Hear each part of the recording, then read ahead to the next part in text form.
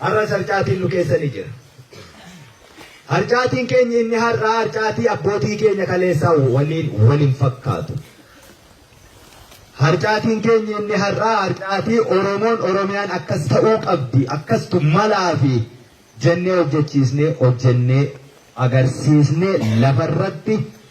dhugaa Oromootu asii yoo ba'e malee asii ni daba, asii yoo deeme malee asii ni cabaa isa jedhu miti. Badii balleessinee akka farda cancala hin qabneetti gulufuu barbaannee cancalli yoo nutti taa'uuf ta'e immoo gaafatama ulee seeraa jalaa miliquuf gartuu wayii uummachuu. Haala mijataa amma teknooloojiin addunyaa jiru sila sinii kaasaa ture keessatti ammoo olola sanaaf taatu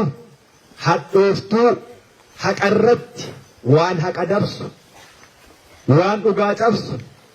olola gartuun tolfamtu tolfatanii goonni keenya akkas ta'e beekaan keenya achii dabre maaloon keenya akkas ta'e inni ganda akkasii akkas nu jalaa ta'e inni ganda akkasii immoo akkas nu jalaa godhe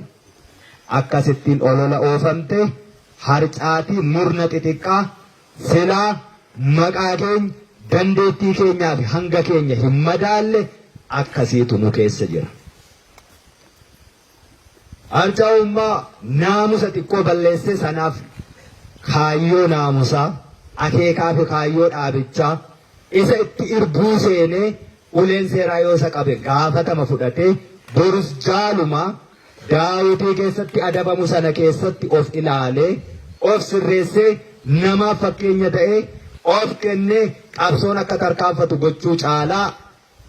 naamusa xiqqoo tokkoof qawwee dhiiga lafee goonni meeqaa wal darabee tuttuqe lubbuun meeqa sana jala hiriiree wareegamee akkuma qoosaatti osoo dirree lolaa keessatti hin taane lafa nagaarratti akka harka diinaa galtu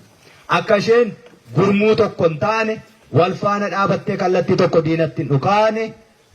qoqqooduu gatii dhabsiisuu gara hojii fedhii dhuunfaa ittiin guuttachuu fi saba silaa manaa baanee fi ittiin dararuu ittiin itti roorrisuu fi akka sabaatti sabummaa akka dhaabaatti immoo jaarmiyummaa silaa irree jabaa qabu sana gara akka dameetti osoo hin taane akka birkeetti yookaan akka harcummee qaqallootti caccabsuutti adeemuutu nu keessaa mul'ata har'a.